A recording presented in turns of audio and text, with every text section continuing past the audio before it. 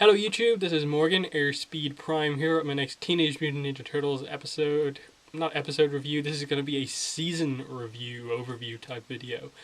And yeah, I just want to talk a bit about Season 3 now that it's over. So let's getting straight into it.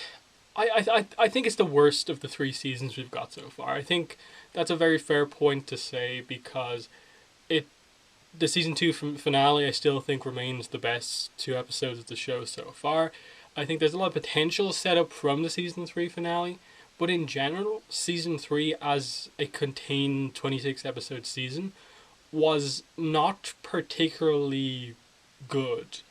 The viewing experience I thought was pretty bad. Them it taking basically a year to air 26 episodes, so many breaks, so little consistency throughout. It was There were definitely points at which I was kind of just considering like, should I just stop reviewing this show because it's getting to the point where it's just not very fun to be just experiencing this show, waiting for it, and then the episode's not being very good. Thankfully, they improved things a little bit over the course of the season, and there are some good episodes, just enough to keep me interested. And I think the season three finale did a good job of being like, okay, we're changing things up. We've done some pretty big things. Let's see where this goes into season four. So, um, that's kind of all there is really to that. Definitely at least going to give season four a chance before making any sort of decision. But it it just could have been so much better because of how the season two finale set things up. And I'll talk a little bit about kind of, I suppose, maybe each of the episodes later on in the video, but you know, going into this season with kind of Splinter potentially gone, like them not knowing what happened to him and the aftermath of that, Leo injured and stuff like that, there was a potential for a lot of interesting character development, but they really squandered the first half of the season in the woods. Just making Leo's injury not particularly important. Them like addressing it a lot and him taking a long time to recover, but it not being very meaningful. In the end, of what it came down to. Just again, it comes back to the point I've made about all the seasons so far. Very little character development for the turtles themselves. The most interesting characters in this season were Splinter, Shredder, April, and Karai. They are the most interesting characters because they're the only ones I feel who actually have something of note going on. Because April obviously has the whole thing about her history. They dealt a little bit with her mother here. Her powers are definitely something of note. With Karai, you have the whole issue of, she's Splinter's daughter but was raised by Shredder, and so is kind of going back and forth. And that was a kind of continuous thing throughout the whole season. But even that I felt was kind of messed up a little bit, just because she appears in a lot of episodes, even after her mutation, but they just kept doing the same thing over and over again with her. And even now, when we end the season, like, right now we're meant to believe that she, along with everyone else on Earth, is, like, dead. And it just felt so unsatisfying if that was the last we see of her. I doubt it is, but it was just such a weird way to end her arc in this season, and not have her come back. Just really felt like, oh, we want to ultimately have her be with the main team, but we can't have it happen just yet. So that was kind of weird. I really like the backstory episode with Splinter and Shredder. That was definitely the best episode of the season. And in general, anytime those two are involved on screen, you can sense their past, their history, and just the hope from Splinter that Shredder can get by what's happened, and the hatred from Shredder to Splinter and stuff like that. That's interesting. But the Turtles, as I said, like Leonardo had an interesting arc just with regards to potential arc with his injury, but they didn't really do anything with that. They brought up the whole leadership issue again, but it's fine. Raph, you kind of dealt with some of the stuff with him and Slash, which was nice enough, but for the most part, nothing continuous over the course of the season. Mikey, again, goofy self, Dimension X special powers was cool, but nothing of note. Donatello, you have the potential of doing something with the relationship stuff, with the kind of triangle. It's not really there, but kind of they're hinting at of like Casey, Donnie, and April. They didn't do anything either way. Like that episode, like 2, which is a dreadful episode, just did nothing for it. They had the potential to end or do something with it, and they just did nothing. So I don't know what's up with that. It's just this weird thing where even the best parts of this show are being mishandled right now, I think. And then that's not even speaking about how the majority of the episodes this season, there's just nothing of note in them. They are literally filler episodes, because there's so many episodes in each season. So I think really the only place to go from here is to just kind of briefly go through the season and like talk about like what episodes are actually worth talking about. So the season premiere was Within the Woods, and as I talked about just a minute ago, it's an okay opening episode because it was cool to see the main crew, defeated. Leo's injured, Splinter's not there. They have to retreat into the woods to kind of build things up, train a bit before they go back and take the city back from the Krang. Cool setup, but they don't do anything with it. That Leonardo's injury, they mention it, but it's just, they don't do anything of note with it. No character development in relation to it, and just then they try and again, we then begin the whole idea of, oh, we're now going to get a bunch of mutants within the woods, and we'll repeat the cycle that we had last season, but this time we're in the woods. Then we move on to episode 2, A Foot Too Big. Awful, awful, awful episode with the way they presented Bigfoot here, and the weird romance they did in the episode. Not just between like Donnie and Bigfoot, I think it was, but the way they did Donnie and April was really weird because they had the complete potential for April and Donnie for it to kind of stop it there and then and kind of just go to the fans like, hey, we know you like this thing, but we're having this scene that establishes that we're maybe not going to go down this road, that they are just friends. But they actually open it up again and leave the potential for it to still be a thing, and it was just really badly done. Buried Secrets, it kind of, that was an okay episode. But again, they kind of like, it would have been cool to actually get to see April's mother and learn something about her, but no, it was just a Krang droid and stuff like that. And you did get a little bit of information just because the Krang droid was fairly accurate, but again, just like missed opportunity, I think. The croaking, the the punk frogs, Napoleon Bona frog, just no, not a great episode. In Dreams, Dream Beavers, nope, no, not a good episode. Race with the Demon, that was the mutant car. Again, that was surprisingly fun, but not what the series needs. Eyes of the Chimera, a little bit better than I think I expected, and that like they set it up from the end of the last episode, but a little bit more in April's powers, but nothing incredibly notable there. Vision Quest, I think, is an episode that should have been absolutely amazing, but was just, good. Seeing the turtles kind of develop in the way that they did and kind of prepare themselves for the battle coming up, it wasn't the best. Return to New York was, them finding Splinter has amnesia, and the return. Good in that I'm like, okay, we're away from the woods, we're gonna get plot focused here for a bit, cool. Then you get into the serpent hunt, and we're finally getting to, this is where they really introduce Karai into the series and stuff like that, and it starts this thing that just repeats and repeats and repeats over the season. They come across Karai, they nearly have her, something happens, and either she runs away, she mistakenly escapes, or is like injured and manages to get away. Just, she can't possibly stay with the group for long enough for anything of note to happen. Just, there's that. The Pig and the Rhino, introduction of Bebop and Rocksteady. I don't have an incredible like fondness for their characters full stop in Turtles. So to me, they were just two other mutants. Nothing incredibly notable about them at all. Then we have the Battle for New York Part 1 and 2, the mid-season finale, which was, I had hope because it was just like, okay, finally they're going to take a break from the Krang.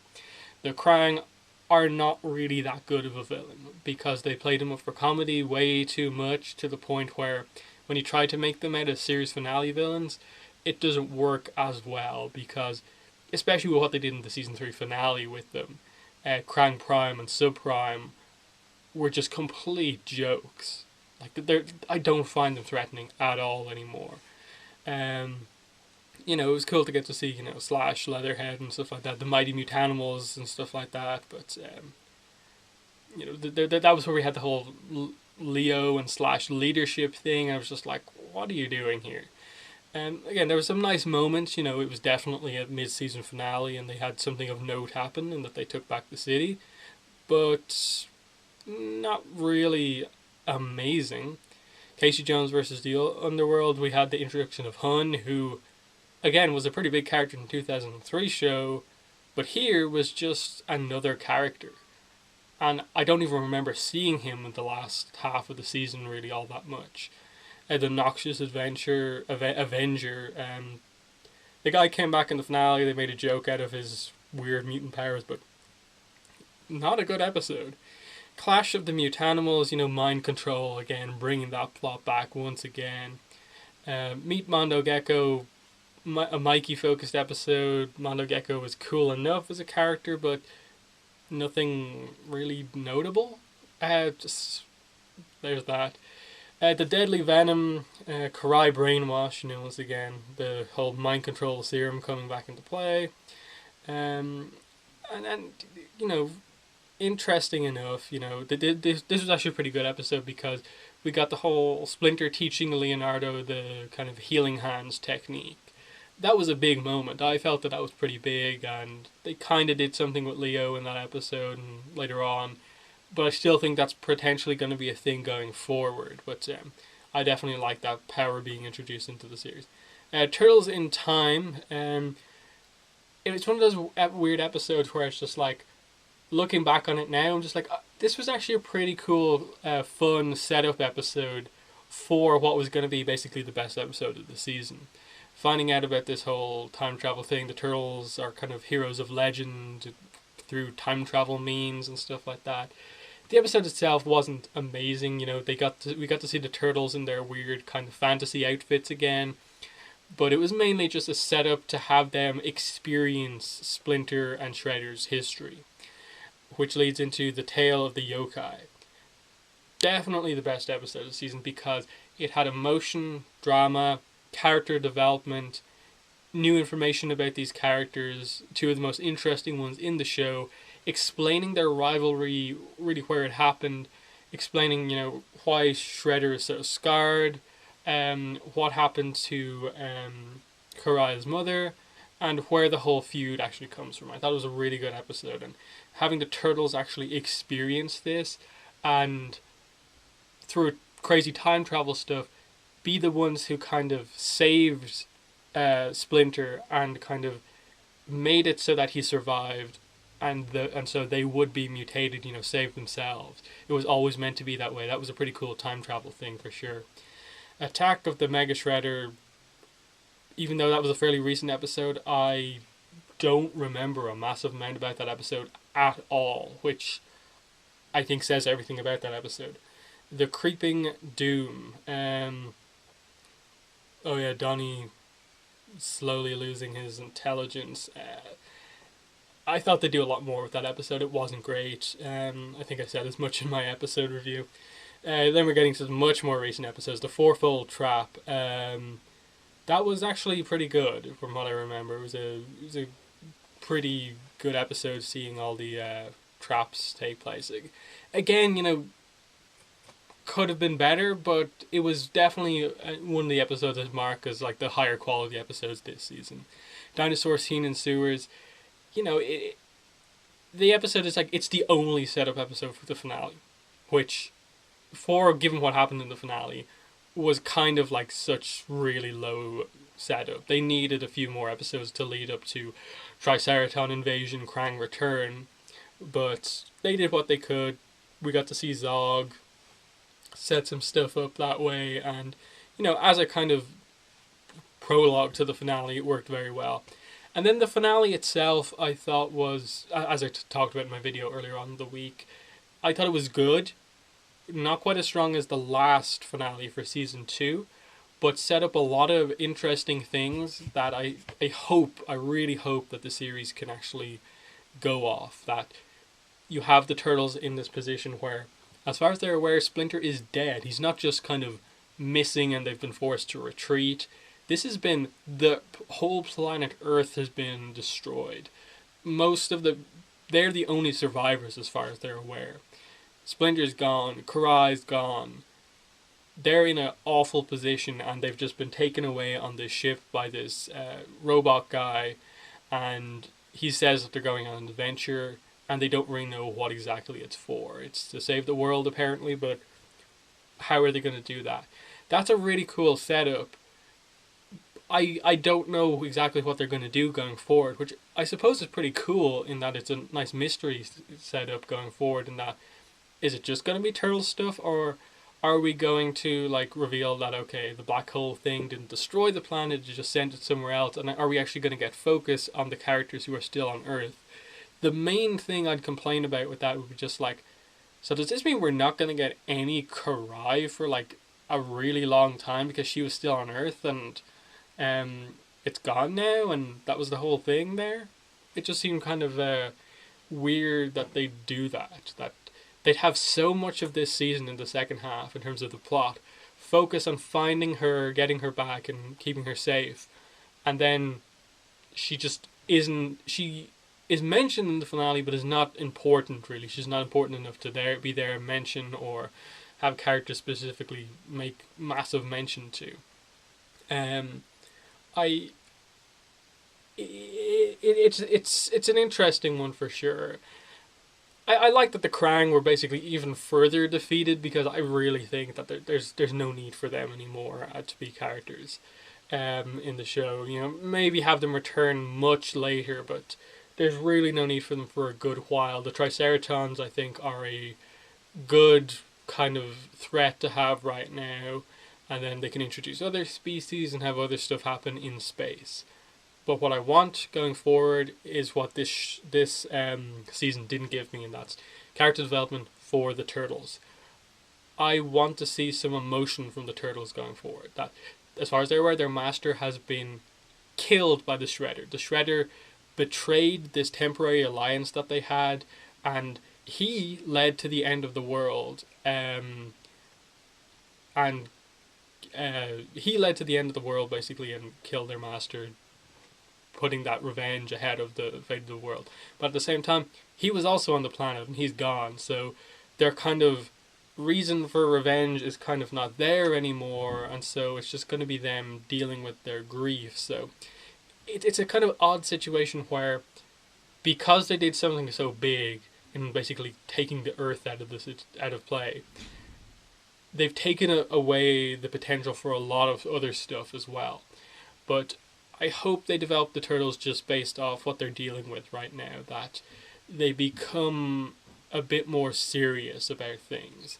That, because if one or two episodes into season 4, and we're back to everyone's super happy, space stuff, and they're not dealing with the loss of their master and stuff like that, the seriousness of the situation, I'm going to be annoyed, because you could do that to some extent with the situation last time around, because the Krang had just taken over one city, but this is the loss of a planet. This is on a whole other scale now going forward.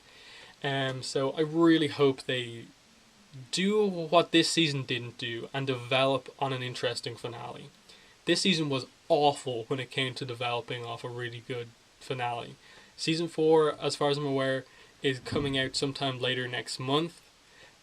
Late October, I believe, which would make sense because it took so long to air that this next season would follow fairly soon afterwards. And as far as I'm aware, I have heard that it's not 26 episodes long. It is shorter. I think 20 is what I heard. But again, I don't know really heavy in-depth details on the production, so I'm not fully sure about that. But if it is if it is a shorter season, and they do have more plot character stuff going forward, then I have reasonable hope for next season, because this one kind of has me with such low expectations for this show that I shouldn't really expect much plot. I shouldn't expect much character and stuff like that. But they've kind of given me hints that I should going forward. It's a weird situation. But in terms of final thoughts on season 3, just definitely the worst of the 3 seasons so far. Just so few episodes that were just very good. The only ones I'd really put in that category are Tale of Yokai was a really good episode. Maybe the kind of Deadly Venom episode with Karai, and maybe the finale, and maybe one or two more. So like maybe 6 of the 26 episodes were like pretty good. The rest were either average, not great, or really bad episodes. So, you know, I think I've been nothing but consistent in terms of my opinion on this show, in that I've definitely seen in the comments on a lot of videos people saying just like, why are you reviewing this show when there's other good shows, and really kind of losing faith in it a little bit. There are still definitely people who seem very happy about the show so far. Personally, I'm kind of like, I'm waiting for it to get very good, because it can be very good when it wants to be. Like it's almost to the point where that Tale of Yokai episode feels like a completely different show, such as the kind of difference than every other episode. So I'm going to end it there, because I'll probably just go on repeating myself about how kind of average I feel the show is right now. But at the very least, I'm have reasonable hope going into season 4. It doesn't seem like it's going to be too far off, and there are some interesting concepts that I feel if they mess up, there's no hope for the show going forward, kind of thing. So they kind of have to nail it in season 4, and I hope they do. So that's been the review for season 3 of TMNT 2012. Thanks for watching the video, and bye.